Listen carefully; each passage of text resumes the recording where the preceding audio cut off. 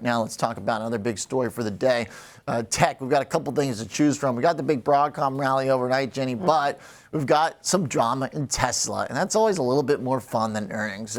Yeah, tell me about it. It is, because today is like the massive shareholder vote, so finally it's here. I mean, this week actually, for being as earnings light as it has been, there's been a lot of really interesting tech news. So, I mean, if you classified, of course, Tesla as a tech company, sure. I typically do, but we'll finally get some clarity on this pay package, $56 billion, which would be the largest in U.S. corporate history. It's a good salary. That is, sure. I would not be complaining about that salary, although I guess we're still up for the vote. But Elon Musk has said so far he's expected to win this vote by a wide margin. He did post on X that the pay package and overall the reincorporation for the company in Texas is going to be backed by a wide margin, were his words. He did include line graphs showing the cumulative 4 votes on both resolutions above the line of approval needed. And of course, that would then make you believe that we're pretty much going to see exactly what he wants to happen. Shares are also up 6%, which I think then backs there's like some credence to what he's saying. But, yeah. I mean, I think that it's a big deal. A rally on this? I know. It makes it seem like there's validity to it. Also, the fact that shareholders did already approve this $56 billion package before it was rejected in the court, of course, in Delaware.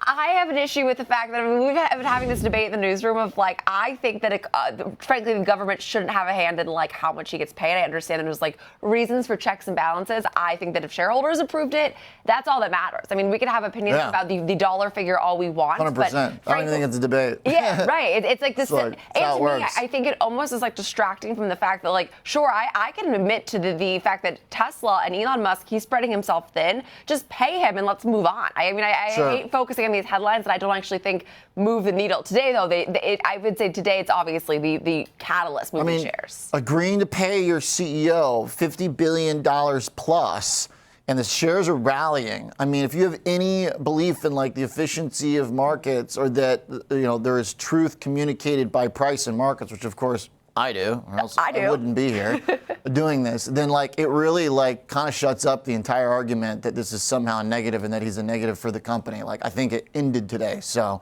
all those former acolytes that then were dragging Musk through the mud. I mean, look, when the shares rally on him being more involved, because he said that if this didn't work, he was going to be less involved. So if the shares are rallying on him getting paid a bunch of money that's coming from the company, that could have gone to use elsewhere, that's going to keep him involved. Like, it completely kills this notion that somehow it's been his fault for the shares going down. So you can't have it both ways. Like, he can't be the savior and the devil of the company. I mean, I just don't believe that that's true. Yeah. So like, okay, I get that it's been like a controversial couple of years.